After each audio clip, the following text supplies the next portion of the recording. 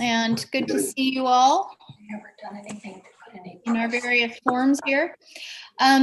We have a couple of minutes from March 18th. Oh, are we good to proceed here?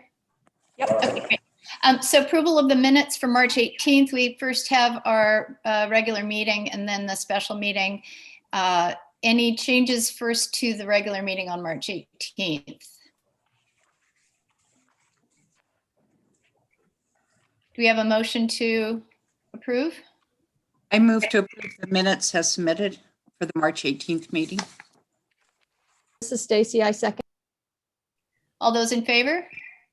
Aye. Aye. Opposed? Thank you. And then we've got the minutes from the joint meeting immediately followed our regular meeting. Do we have any changes or anything on that? Do you have a motion? I move to accept the minutes as submitted. I second that motion. Those in favor? Aye. Opposed? Great, thank you. Do we have any public comment, Kelsey? Anybody signed up for that? We did not have any public comments that people signed up for, but of course we are expecting the presentation from Talavana Arts Committee or Right. Talavana Arts Colony at the end of our agenda. Perfect. Okay, great. Thank you. All right. Next item is monthly state of the parks. Good morning. This is a report for the last month's activities. First of all, we spread 60 yards of engineered wood fiber, that's fancy cedar, on our 3 playgrounds. That took about a week off and on. We planted a replacement tree, a Leyland cypress, that was donated to us on East 2nd Street. We continue, of course, with ongoing landscape maintenance. We weeded the rose garden and we have begun our mowing. It's going to take place for the next 8 months or so, mowing citywide. The Purple Martin house has been installed for the season. That's up and waiting for the birds. The youth baseball / softball field has been opened after 17 months of no use. Apparently Seaside Kids is going to have a local t-ball team, at least, that will be using it. Seaside Kids hasn't really used that field for a few years. It's nice to see some activity there. Also, the soccer goals have been placed out into the field, ready for use. Those also have been stashed for 17 months, so things aren't normal, but they're looking like they're getting a little bit normal. And finally, the proposed activities at the bandstand. It looks like we're going to have a minimum of 25 performances at the bandstand this summer, which is more than ever before. Those will be put on by the Costa Theater, volunteer busker group, and the Talavana Arts Colony, I think. That's my report. I'll answer any questions or elaborate as required. Great, thank you. Any questions or comments? All right, great. Thank you so much. Sounds like a summer with some activity coming up. Looks like it. Yeah, great. Thank you. All right, right-of-way tree removals. Did we have any questions on those? There were several hazard trees, look like, but any comments or thoughts on that? Questions?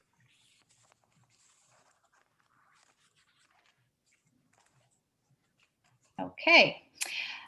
Next is Ecola Creek Forest Reserve, and we've got a little bit of discussion and follow-up to do here from our work session.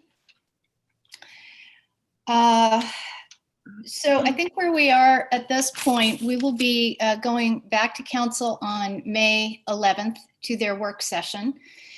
We made a lot of progress at our work session in terms of identifying the recommendations that we'd like to make. And what I'd like to do today, I think our recommendations meet and address staff's concerns and also maintain safeguards to the extent that we can do that, given the kind of competing, or I will say, kind of the creative tension across the spectrum of protecting the reserve. There are a number of different lenses that's being approached through. So having said that, what I'd like to do today is to review the specific recommendations from the summary, just the actual recommendations. Certainly any notes on that brief introduction and conclusion overview, just the material that is in that brief summary from yesterday. Then I've got a thought about how we might present this to council, but I'd like to hear folks' thoughts on that also. We have a timeline here. We'll have today to kind of formalize what we want to present to council. We'll need to get that together by the end of the month for their packet. As I said, the council work session is in May, and then I believe this will go back to, if everything moves ahead, we'll go to the council meeting in June for a vote. In that process, we also need to include OWEB because OWEB needs to be apprised of any changes or updates to the plan. They have a copy of the materials we submitted previously, but anything additional, we need to make sure that they have and are part of that process. So let's move to the review of the recommendation summary. Before I do that, are there any questions, or does this sound like a reasonable way to go forward?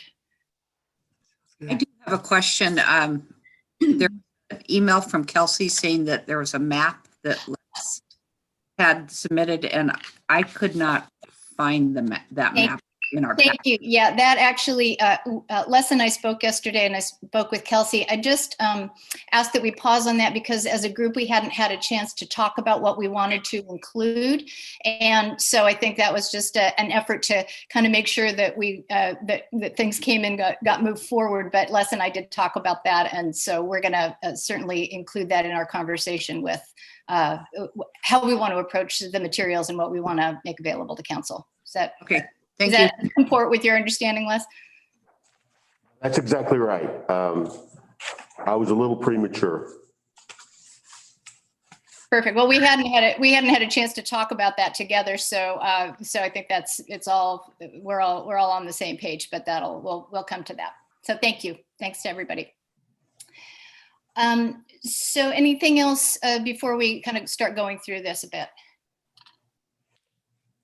Great. Okay. So as we look through the recommendation summary, any comments on that introduction? Does that address to everyone's understanding and of the way that we want to approach framing this? And if there are questions or changes suggested, this is the time to speak up so we can discuss.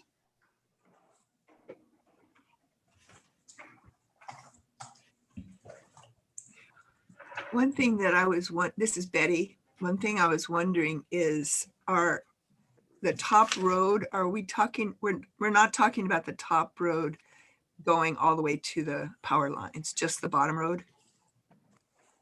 We'll get to that with, I'm just kind of going section by section here on the summary. So when we talk about road B, which is recommendations road B, that is the staff proposed road, that is the upper road. And we have I think our recommendations differ from what the staff's proposal is, trying to come to a place that will address their concerns, but also be protective of the habitat that we're trying to protect. So is that? Yeah. That's good. That's good. So we good on the introduction?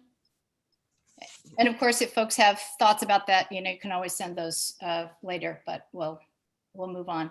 So recommendations road B, the overview, it just notes that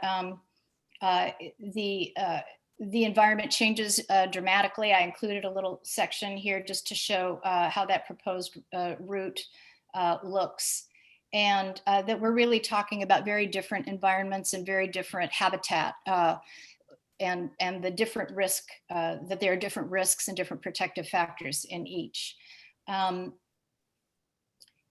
Also notable that the single view from above doesn't really show the great variation as you move through that area.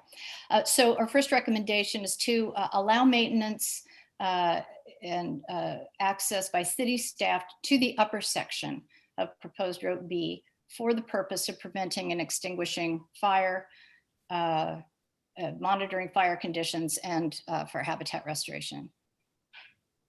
Also included in that was the short little spur road to the adjacent property, so that's now obstructed. And I think that's actually the view that many folks had, but we want to address that also. So I'll pause there. Jelaine, on your map where you've got the proposed Route B upper and you've got the two arrows pointing to specific points on that road track, is that the segment that you're trying to say we should keep that piece of the road?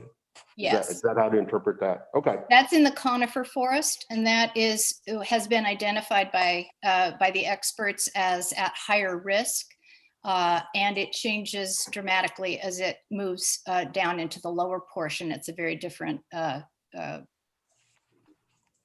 circumstance there, so for a variety of reasons. But that's the area that, based on our understanding and the input we've had so far, that would pose the higher risk, and that's the area that we understand they're wanting to have access to. In terms of risk. And we have rationale for each one of these, which we have talked about, and we can certainly include for council. But I'm just trying to get the bones of it here and make sure that we're all agreed on the actual recommendations, and we can talk a bit about the rationale if we need to for any of these.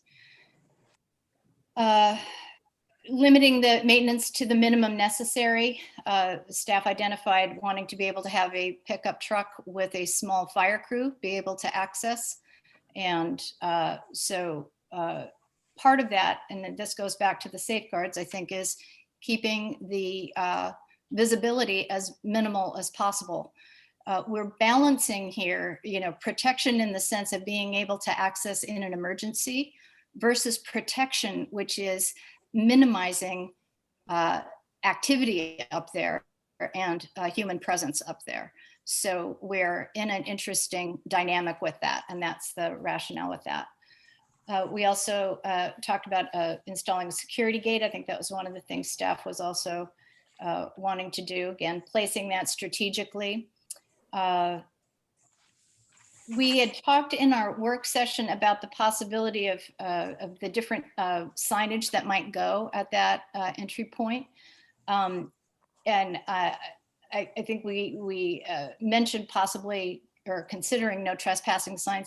I just want to clarify that, because I think trespassing applies to private property. We could certainly clarify this with the attorney and to understand, but I think the intention here was to have a no entry or no access or something that's discouraging people from wandering into the reserve, and clearly posting restrictions, and I think it would be helpful to also identify it as a protected reserve area.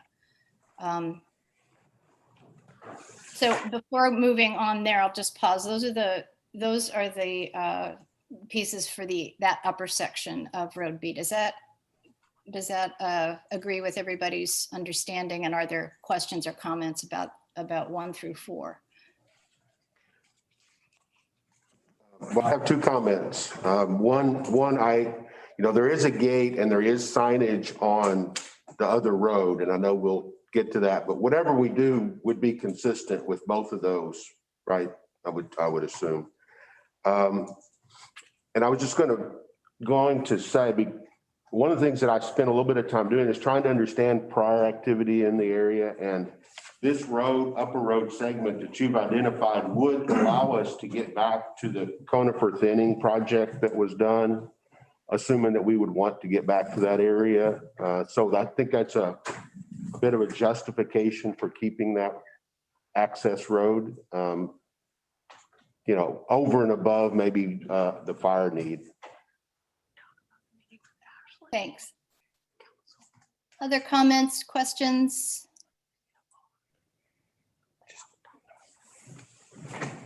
Hey, Jelaine, this is Bruce. I just have a couple things. First of all, let me see, staff is going to meet with Department of Forestry,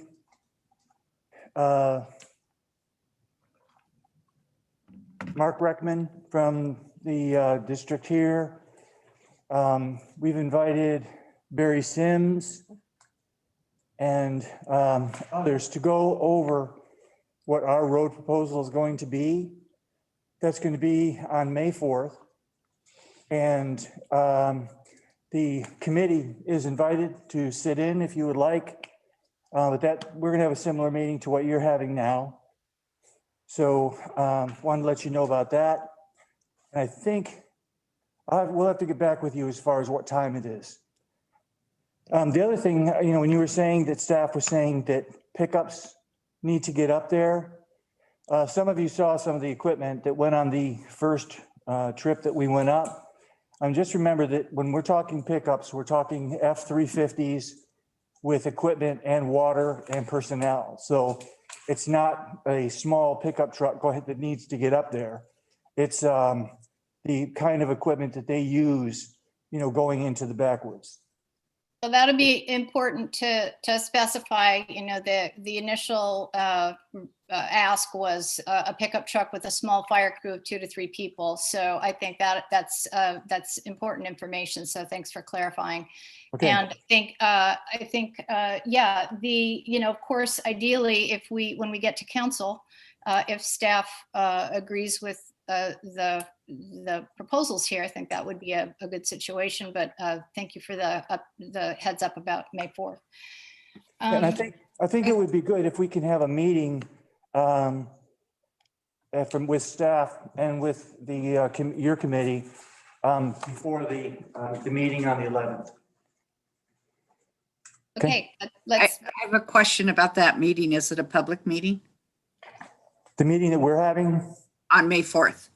no, it's not a public meeting. It's at the staff level, but I'm Okay. inviting, and if you are going to have more than 3 members, we probably need to advertise a meeting for you, and then it would become a public meeting. Okay, thank you. thank you. Okay, then moving on to number 5. This is talking about that other portion. One of the things that I think will be useful just for council is that, there are different maps and with different emphases, and understanding how the forest type changes as you move from the conifer forest down is an important aspect of this. So the recommendation that we talked about, because the environment is so different and because the threat that we understood from the joint meeting would be primarily if all of the conditions were exactly right and there were strong east winds and there were some fire up in the conifer forest, that would be the primary threat moving westward. So the rationale here is that the upper section is really where the primary threat is, and wanting to address or contain and monitor up there. But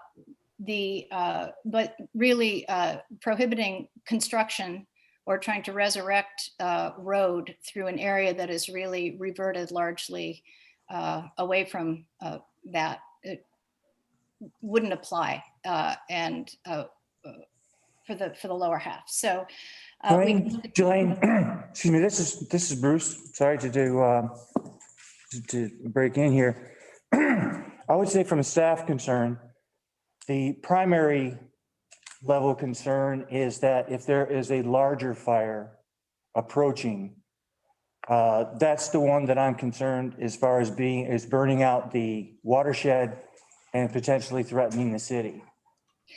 yeah, understanding that, being able to address fire up where it is more likely to take hold and spread would be the primary line of defense, because there are already inherent defenses in these different kinds in riparian forest and the areas that are very different.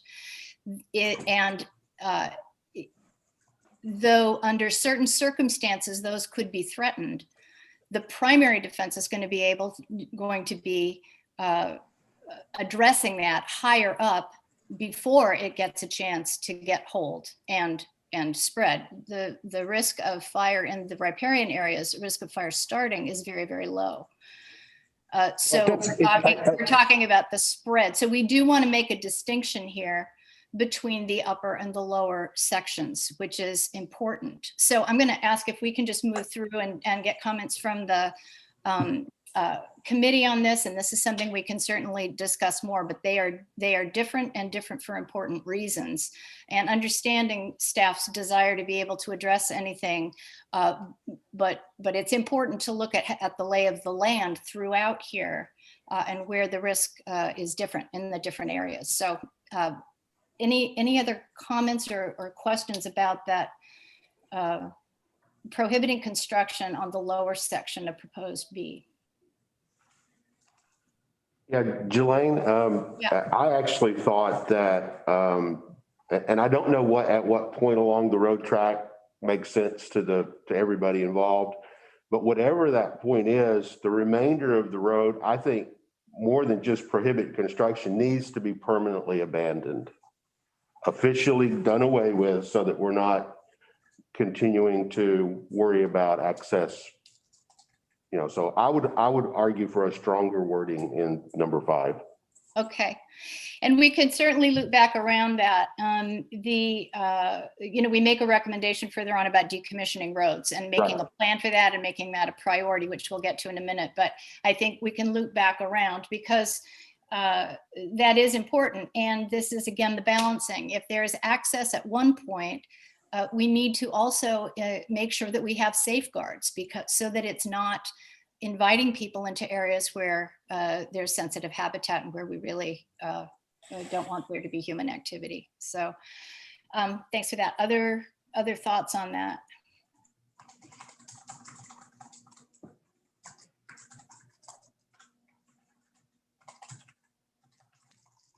Okay.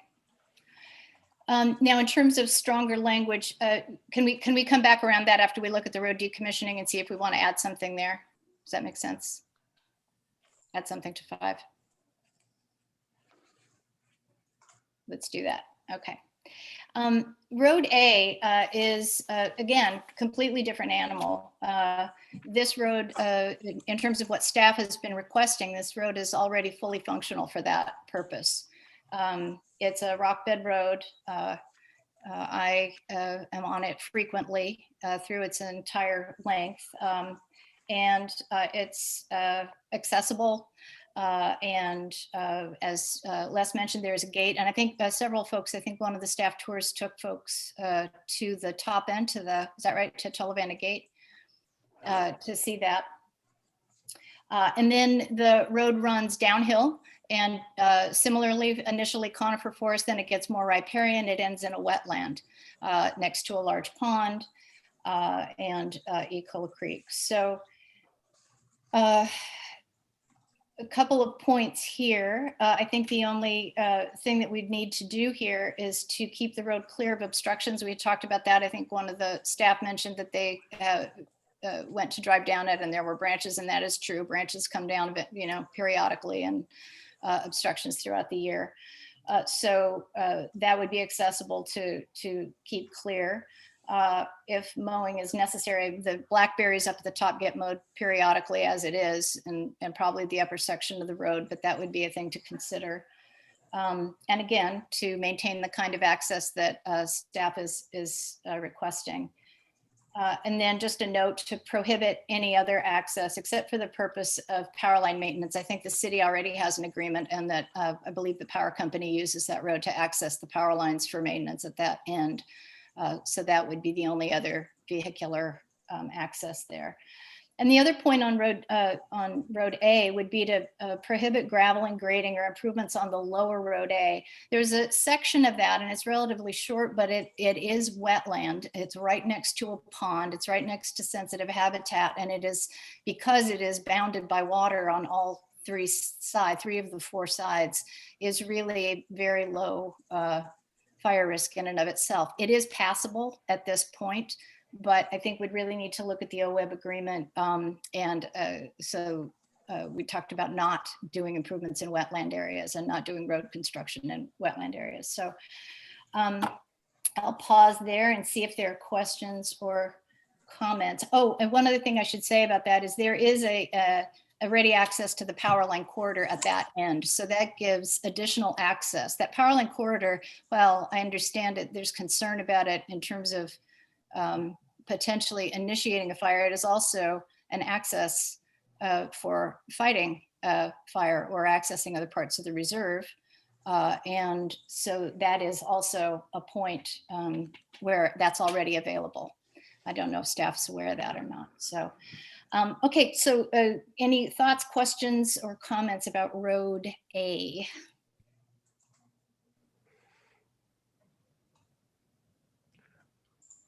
I had a question, Jelaine, about, do we actually know or who uses the road for vehicle traffic now? I mean, I believe the power company probably does. Staff, And city staff. correct. Is that the only two? Unless we need a contractor to come assist us with rebuilding the road when it starts to fail or we have any issues up there, it's just staff and the power company. Okay. Great, that was my understanding too. And so I was thinking that the folks that have the right to access that road, which sounds like it's cities, of course, involved, but do we know for sure what the minimum requirement for the power company is if they choose to use that road? Should they be included in some conversation? Well, staff could clarify, but I think that the city has an agreement with the power company about, accessing those power lines for maintenance, and that's done on a fairly regular basis. Excuse me. And I think this road is used for that. Is that right? Yes, it's annual, and there's been times when they've come up more than once a year. There were issues they had to address, but typically it's an annual maintenance. I just, and again, I'm the newest member of the committee, so I don't have a lot of history, but I just wanted to make sure that we weren't trying to make a decision that someone else had some input. Yeah, they have to contact us. When we rekeyed everything, there's very limited, access to that without staff being with them and so on and so forth. It's all documented. We have copies of people's driver's license that are going up. So if for some reason we need to get the PD involved, we can. So there's tight security on who's going up there. We know who it is. And so it's very minimal. Okay, thank you. I have a question. This is Betty.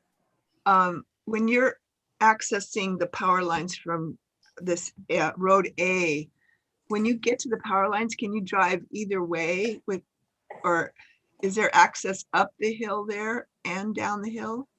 Minimal access, but when it comes to power outages, if there's a down power line or anything like that, I'm going to grant them access to wherever they need to go up there to get power restored. Yeah, we can't deny the power company access. That's part of the agreement, but there are requirements, like they have to have so many gallons of water on their trucks with them.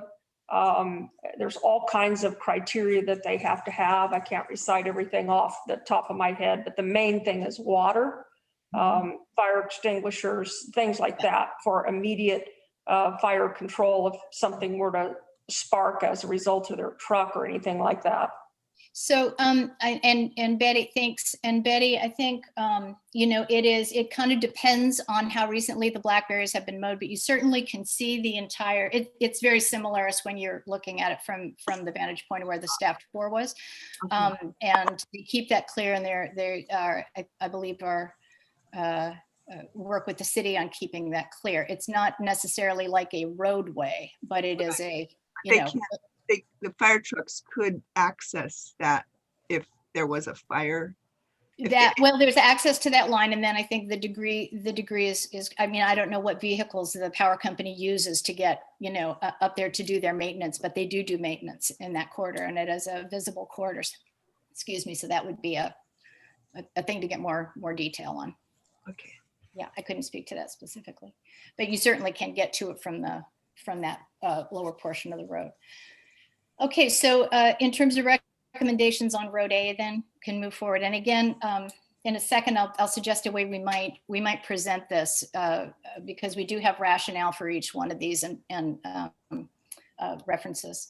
The additional recommendations we talked about, developing a road decommissioning plan. So this was something that was brought up at the joint meeting and at our work session, seemed to be an idea that everyone thought was a good idea, to develop a road decommissioning plan with OWEB, Trout Mountain Forestry in the city, to address intentionally and properly the roads that are not going to be used and or that have either been abandoned or are orphan roads up there. So it's clear for everybody where the emergency access points are, and that it will really help protect the habitat.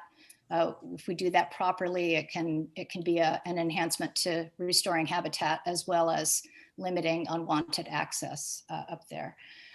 The part that was, I think it's in blue text there, it seemed like people were wanting to kind of move forward with that. So I added the line about would like to make that a high priority item, but we hadn't explicitly said that. So is that accurate? Would we suggest that be a high priority item? Yes, I agree.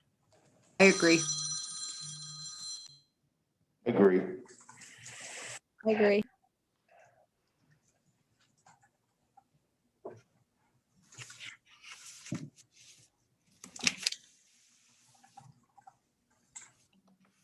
Jelaine, you're muted. Oh, thank you. That's great. So I think having, we have this next 5-year window. So having some goals working together with these groups to see what's feasible and what can get done, and kind of a rough timeline for that would be great. The final recommendation is about road networking or connecting any of the roads in the ECFR. So any networking of roads, connecting roads within the ECFR, developing roads to provide evacuation routes from the city in or through the ECFR, that really, we anticipate that and make that clear that those kinds of activities are prohibited in the ECFR. I think that would certainly run afoul of the OWEB agreement, but I know that there are different lenses that people look at when they're considering roads. And so we had talked about including that language. The staff gave the committee a very clear assurance at a meeting on last year in February that there would not be any routing of people into or through the ECFR as a part of emergency planning. But I think it would be helpful just for the future and so there's consistency everywhere, that emergency plans are clear about that and that our stewardship plan is clear about that. So thoughts or comments there? Oops, on either road decommissioning or the networking.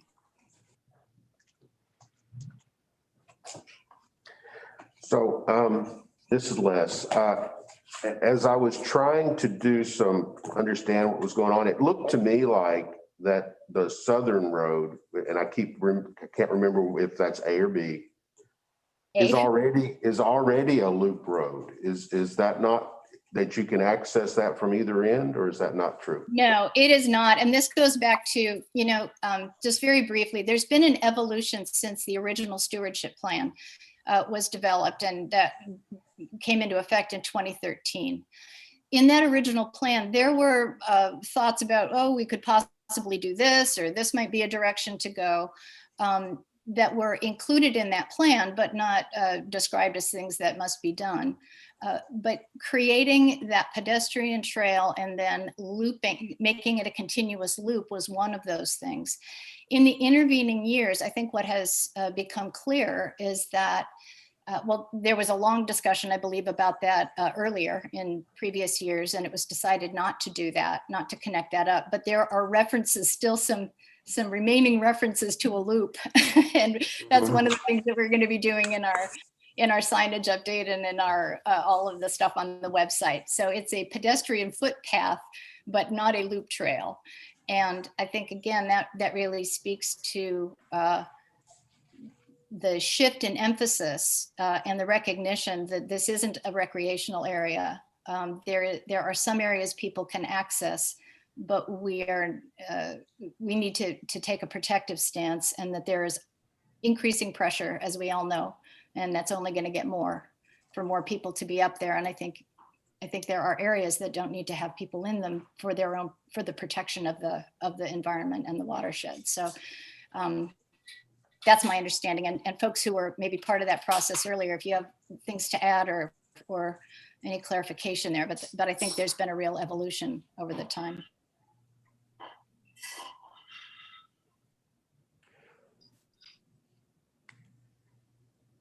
I'm not sure where the beaver restoration efforts or initiative is, other than some notes I found about it.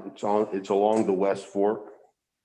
Barb, can you speak to that? I think you have a little more direct, I mean, that's one of the places I think that has been talked about, but Barb, can you, or anybody else who has more direct experience with Yeah, I would think that's correct, Les. I just wanted to raise that as a point, depending on where, we wouldn't want additional traffic in an area where we're actively trying to accomplish. Exactly. And I think So I'll leave it at that. Thanks. And then on the other point about the abandoning roads, I was very concerned with, I think it came from Barry Sims, about the condition of a couple of culverts up along the northern road. And in fact, that he has seen some unintended erosion. I think that's the reason why we need to appropriately abandon whatever roads are not going to be kept before we do damage that we had no intention of doing. I don't think just letting them go back to seed is the right way to do it. So I'm all in favor of prioritizing a road management plan and abandoning the things we don't need. Yeah, and that was, I think, really good information from the joint meeting, that there's a proper process to go through to decommission roads, and that is actually mentioned specifically in the OWEB agreement, that be part of our activity is to actively decommission roads that aren't being used. So I think that really is consistent with the agreement. Other comments on the specific recommendations before we get to kind of how we might present this to council?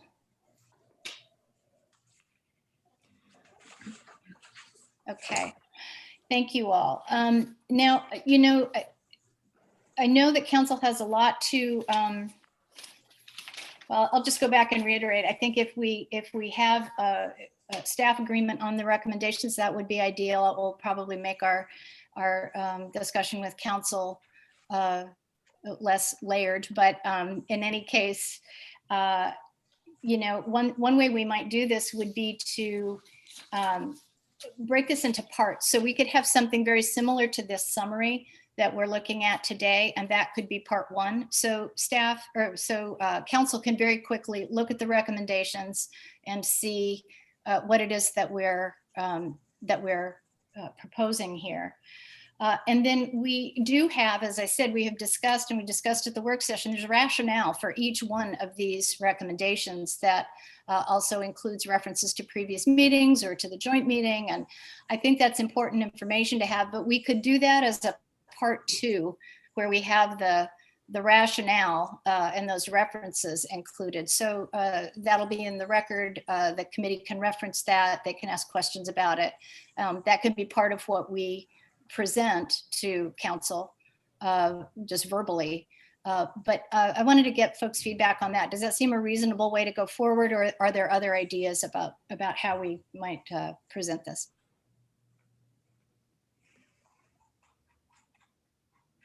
let's just go around so we hear from everybody, but we can move expeditiously through the feedback.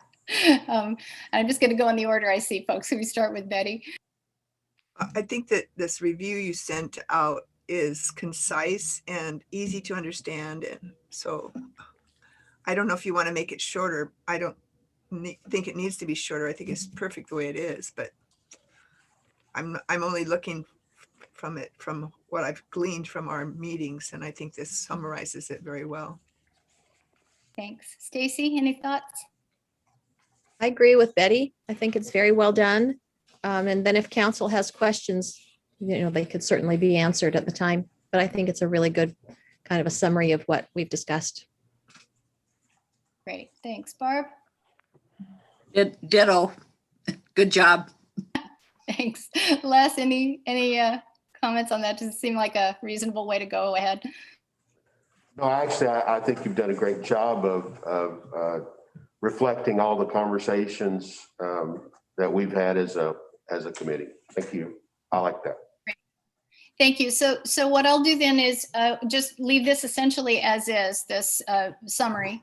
And then I will also create a part 2 that has the recommendations that just includes the rationale. It's not super long, but it just gives the reasoning behind each one of these recommendations and any references that we have that might be helpful.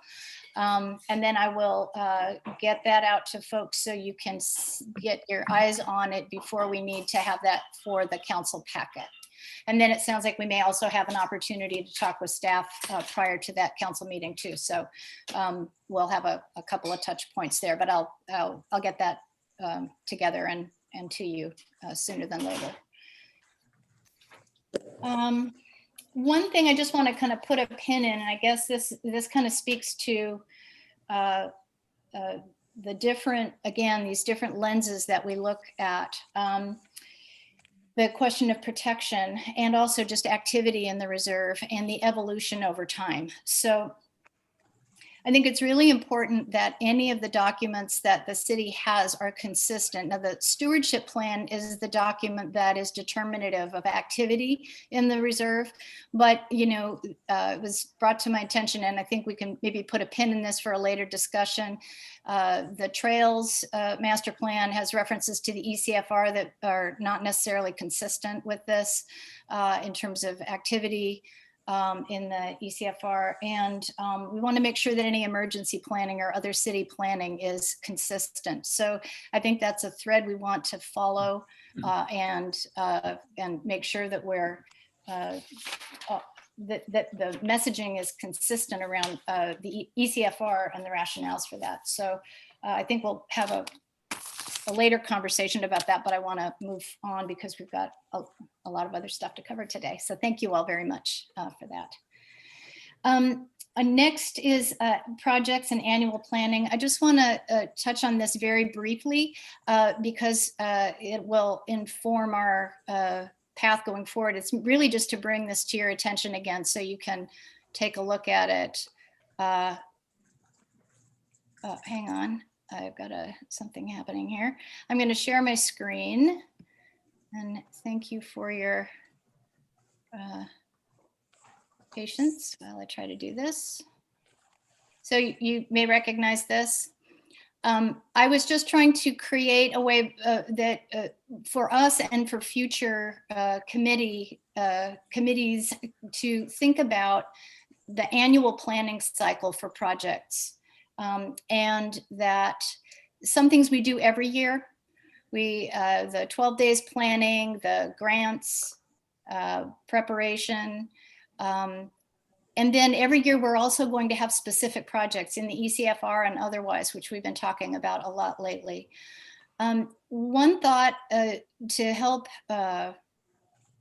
share the kind of tracking of different projects was to have 1 or 2 members head up each project in the ECFR or any other ones, really just tasked with tracking the progress, identifying any questions or issues for the committee, providing status updates. And that would be a way of involving everyone, but sharing the, spreading out the kind of the focus and the tracking of the different projects. So the other thing, Jelaine, yeah. Jelaine, if you have a document up right now, we're not seeing it. Oh my gosh. Okay, that didn't work. I was looking at it and I thought you might be. Okay, then I'm going to suggest we come back to this at, now I'm just trying to get this to go away. Okay. I'm going to suggest we come back to this then at our next meeting. It's not pressing, but in the between now and when we are meeting again, if you'll take a look at that, we may want to shift the quarters so that the quarters 1 through 4 run in the fiscal cycle rather than January to December. But it's that wheel for tracking annual projects with the committee that was in our previous packet, last month's packet. So if you'll take a look at that, we can come back to that next time and discuss in more detail. Sorry, I couldn't get my technical situation handled there. So 12 days of Earth Day. Like me to go? Sure, thanks. Okay.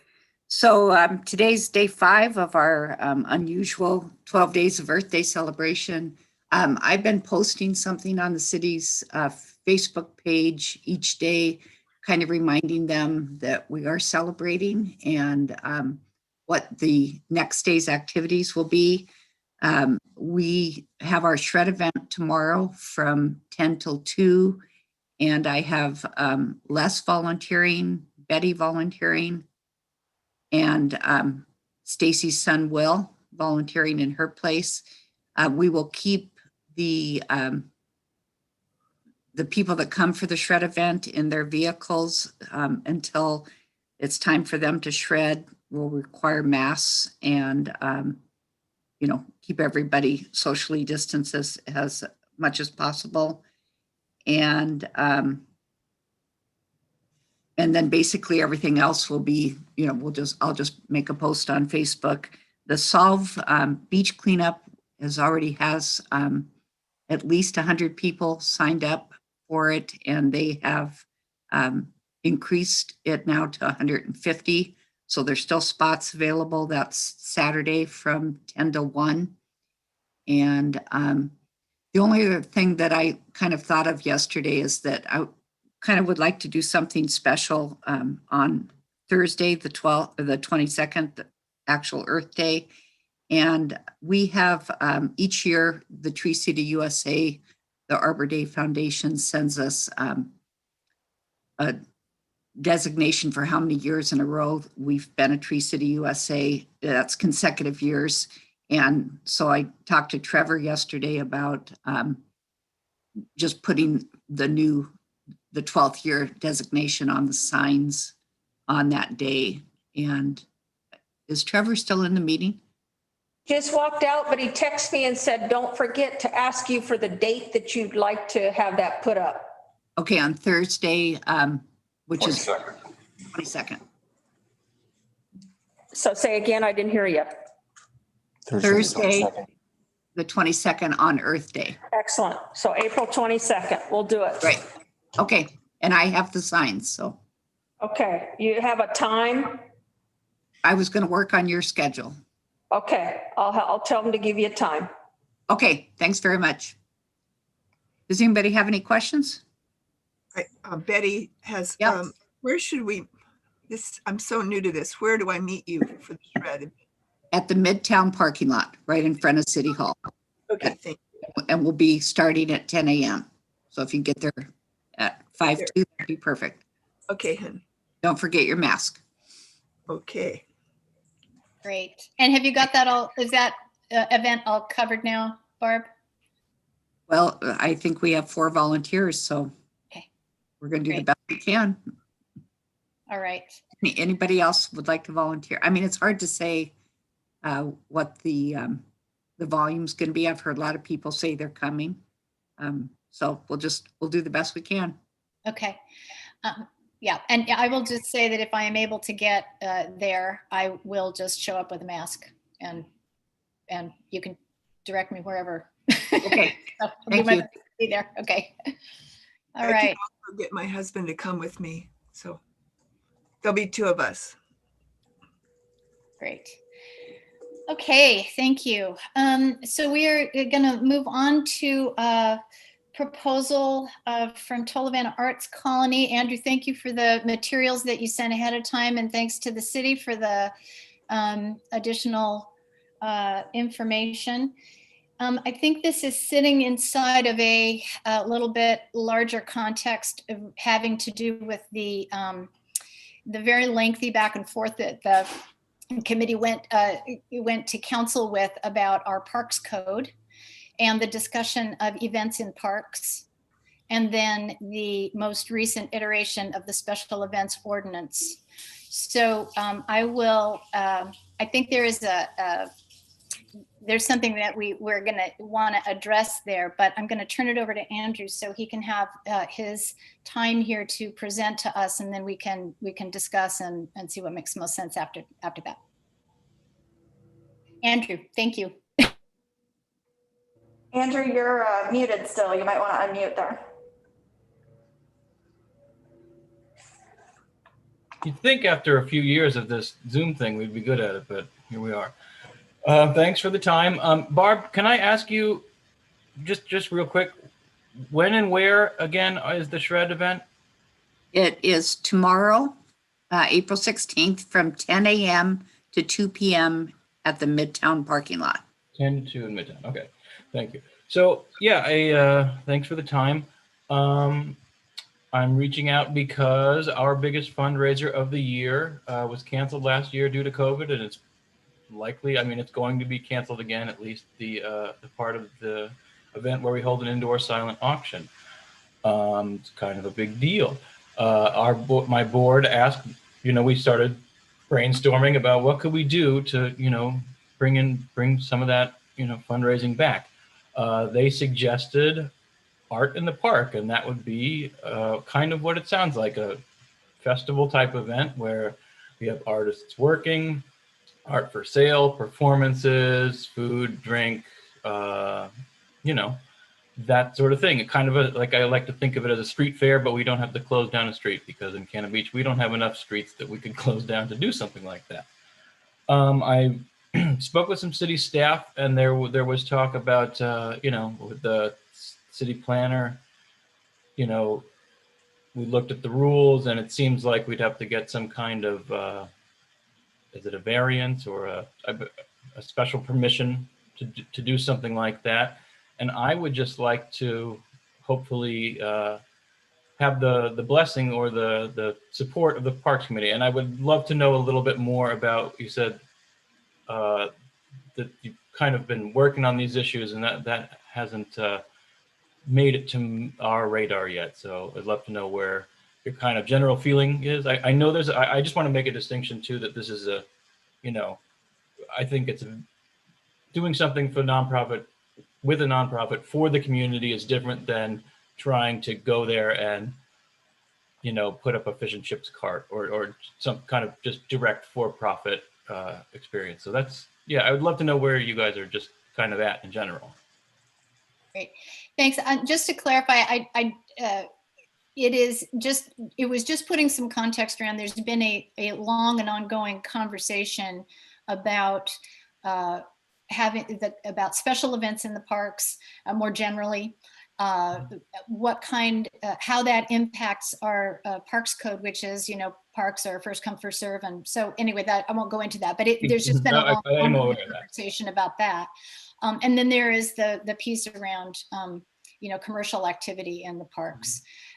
Now, the proposed special events ordinance, there's a line in there that was new to me anyway, which essentially sets aside the entire parks code for any special event in the parks. I don't think that needs to concern you, Andrew, for the, for the requests that you're making, but it was just larger context, because one of the suggestions I saw was that, moving forward with the ordinance would allow a path for your project to be in a park.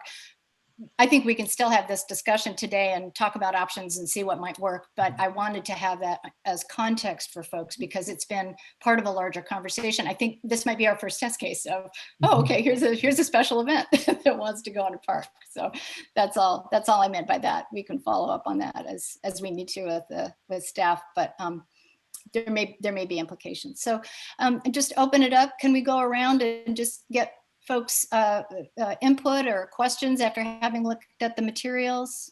So again, can we start, maybe go the opposite direction? Les, you want to start? So I read, Karen, thank you for the email, her email about the city ordinance or the pending city ordinance is, it felt like that it felt to me like if this ordinance were changed, that there wouldn't be any problem. I mean, I don't see any problem with having an event of that nature. I would love to be able to support it. In fact, I saw a notice that Seaside is having one this coming weekend that's very similar to what I presume that's being proposed. I don't know. I guess I would support it. I think it's a great initiative, a good way to try to support a nonprofit. But I did not understand why we didn't, what the issues were with getting the code amended. Maybe I can just clarify some stuff for you guys to condense this a little bit. Excuse me, Jelaine. If Jeff can get this on the council's agenda before Andrew's event, Okay. this would allow him to do it. But under the current code, it does not. But we do have an alternative of the school, the old elementary school, as a location that he can do this, that is not bound under the current ordinance. Okay. So there is that option. So if we don't get it on the agenda, and you would not have time to go through the appeal process or variance process, before his event, the obvious solution would be just for him to do it at the school. That's great to know. Yeah, that could be a great alternate option. Yeah, nice, a big open space. Apologize for the interruption, but I thought it'd save a lot of speculation if you guys kind of knew the facts of where we're at with it. Absolutely, thank you. That's really helpful. So let's just keep going around. Stacy, any questions or thoughts with that additional insight? Andrew, when were you thinking about having this event? Well, sometime where it would be reliably sunny. So there's some talk about doing it. So we generally hold the Putts mini golf event on the first Tuesday of June. And that could be a possibility that it could the putts could happen and then end up at the park instead of indoors like it normally does. We like, and to that end, we want to do, the reason Putts is held on the first Tuesday of June is because it's an event for residents, and it's a kind of a kickoff celebration before we get too busy, and we get, town is already busy, so I don't know if that even holds true anymore, but that's the thinking, and that would probably be an appropriate timing. I mean, like, we wanted to get out and do something kind of early, as early as it's possible to kind of get everyone together. So yeah, I would say June, but no sooner than that, certainly. Thank you. Barb? I think it's a great event, and I think the school property is the right venue for it. And I would also suggest that it happens on that Tuesday, if possible. Great, thanks. Betty, any thoughts? I think the school is a great solution. You can really start planning now instead of having to wait for ordinances and things like that. And it would be a great start to us congregating at the school. So, yeah. The school is something that some of our board suggested, and I just, that was going to be our our fallback, or, I just wasn't sure kind of where the city would be with it Yeah. as well. So it's each one, but, yeah, actually there are some benefits to the school with, more covered areas, probably easier to rope off certain areas and so on. Yeah, great. Yeah, that's a wonderful option. And thanks, Betty. I like the idea of it being, we're going to be having more gathering on that land and in that space, and seeing how that evolves. But that would be a wonderful way to kind of start that process. And I agree. I think the school would be a great outdoor space to do it. And if that's agreeable to everybody, that I would strongly recommend that. I think, we will get to ironing out the special ordinance, but as I was looking at it in detail, there's just one element of that I think I'd like to put a pin in, just so we can clarify that with staff. Is it raised a question in the context of our bigger conversations that I said have been going on. So us having that conversation then won't delay anything for your project, and it can go ahead.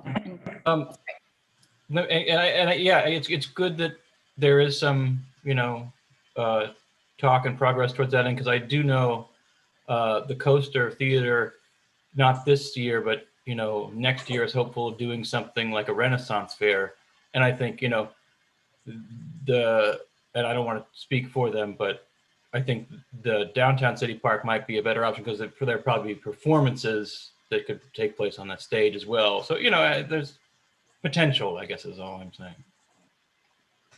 Great. Right. Any other comment on the Talavana Arts Fundraiser? Okay, it sounds like we're in agreement. We're recommending that, yay, and the school would be great, and aim for June 2nd, or the second Tuesday in June, if that's your desired date. All right, thanks so much. Yeah, thank you. Thanks for all the materials and for wading through the meeting today. So, okay, yeah, thanks. Okay. Bye. All right. Again, thank you, Karen, for that clarification, because you're right, that short made a nice direct path to a win-win possibility there. So that's great. Okay, I think we are at good of the order. Is there anything remaining that folks would like to speak to today? I have something, Jelaine, but you let me know when you want me to speak about it. Oh, that's great. Go. Carry You ready? on. Yeah, Okay. yeah, absolutely. The city is currently working with a firm that is looking at our system development charges. And we're one of the few cities that does not include parks and roads in our system development charges. We're currently charging for water, wastewater, and storm. I felt like we should consider parks and roads. Part of this process requires us to have the cost associated with all the projects that are in the master plan. And as you guys can see in your parks master plan, there's been no financial evaluation of those projects. So I'm in the middle of trying to get that done in order for these projects to be included in this evaluation. What I need from the committee is if you will go through the parks master plan and give me a status on those projects. I truly do not know where we are with those projects. When I went in and looked, I feel like some of the things we've touched on, some of them we haven't. So I really don't know what's complete and what isn't, and what your intention is for the projects within the master plan. We talked a little bit about projects last month. We didn't have time this month. So I really need us to get our arms around that. So I, as your staff support, know where you are with those projects, and I can try to help get funding that supports your mission to do those projects. Okay.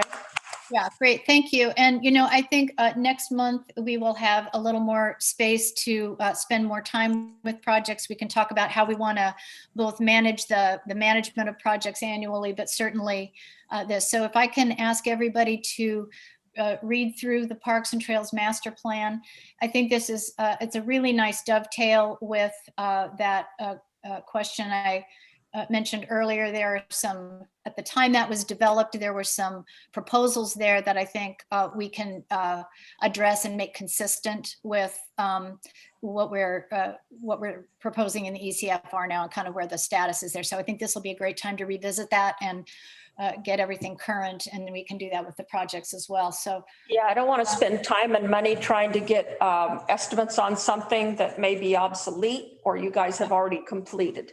So that's where you can really help me. okay, that sounds great. Thanks, you guys. Yeah, thank you. And if we review that between now and the next meeting and then come back to discuss in a focused way next meeting, will that be Yeah, timely enough for you? As long as I have a final answer on the status of each project at your next meeting, because I reconvene with the company that's evaluating. This is a very expensive evaluation. So this is literally put this project on hold, and we're in the middle of budget anyway. So June 1st, I reconvene with them and I have to have all this information ready to go. Okay, well, this will be a first pass for probably several folks with the trails, with the master plan. And as we've been so focused on the ECFR, this is, I think some projects have been going forward, but this hasn't been an ongoing, check-in with the committee. So I will do my best, but I know that we're also very limited in terms of what communication we can have in between meetings. So I will touch base with you, Karen, to make sure that, we can try to get feedback from people between now and then so that we can get you those answers. But again, we're kind of in this. Easy way for you guys to be able to do that is if each of you look at the master plan project and just shoot Kelsey or I your perspective of what you think is complete or what has happened with those projects. And then we will compile that for your discussion in next month's meeting. And you guys can look at each person's input and kind of go over that and refine it as a committee. That way it gives me some perspective. It helps us compile things for you, and you're not working together when you shouldn't be. So if we can take that approach, that would be great. Thank you. That's really helpful. That will, I think, allow us to move forward in May. That's great. And then I would also say just, again, if you note things in the plan that may not be specific to projects, but if you're looking at the plan and you see something that you want to just flag for us to be in discussion on that, perhaps not next month, but just going forward, or things that you want us to be aware of, then be sure and flag those things, and then we'll come back around to the master plan and make sure that we're all aligned with everything. So great. Okay. Anything else? Oh, I have one more comment. I just want to thank staff for all their incredible work. You guys are amazing. Thanks. Thank you, Stacy. yeah. Trevor Thanks, works Mike. really hard to support you guys. He gets a lot of stuff pushed at him, and so he also established 9 o'clock, Barb, for your Tree City sticker video. And he's just coming back in the room. They were just thanking staff. Trevor, thank you for everything you do for these. So 9 a.m., Barb, okay? Okay. I have one other item for good of the order. I was wondering if we could get an update on how many community grants were submitted. That's a great question, Barb. Good question. I will be sending out those packets for you guys tomorrow. Tomorrow's Friday, right? And I believe we had, off the top of my head, I was checking them off as they came in. I believe it was 17 applications. Okay, thank you. Recollection. Great. Thank you. That will be our next. Hey, Barb, I got another question about the sticker installed. Where do you want to start, the north end or the south end? North end, please. Okay. Oh, 9 a.m. And anybody on the committee that would like to come. So we'll be at the Tree City USA sign on the north end, which is on the First Street Bridge at 9 a.m. on Earth Day. Perfect. Do you guys have any idea how many of you would want to sit in on the meeting on May 4th at 10 o'clock that Bruce mentioned earlier with the Barry Sims and stakeholders? I would. Betty would like to. I would. I would, Jelaine. Stacy, yes. Okay, then we will go ahead and post it as a meeting for you. Okay, thank you. Thanks to everybody. Thanks to staff and all the committee members and anyone listening in today. We are adjourned. Have a great rest of your day. Thanks, you guys. Happy springtime. Okay. Be in touch. Bye-bye. Thank you. Hi, Bruce.